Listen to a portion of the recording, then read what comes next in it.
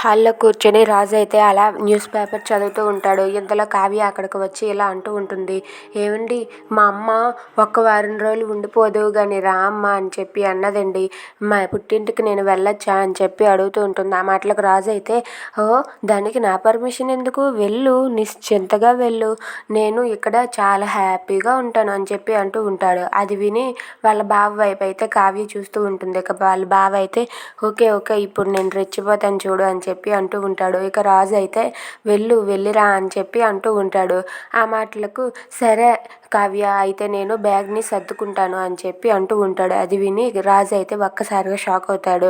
అదేంటి, కావ్య పుట్టింటికి వెళ్తే నువ్వు బ్యాగ్ సర్దుకోవడం ఏంటి అని చెప్పి అడిగితే, అవును, నేను కావ్యతో పాటు మా అత్తయ్య వాళ్ళ ఇంటికి వెళ్తాను. మా చిన్ననాటి జ్ఞాపకాలు, మా చిన్ననాటి ఆటలు, తిరగడం, ఇవన్నీ కూడా మేము మళ్ళీ తిరుగుతాము అని చెప్పి అంటూ ఉంటాడు. ఆ మాటలు విన్న రాజు అయితే ఒక్కసారిగా షాక్ అవుతాడు.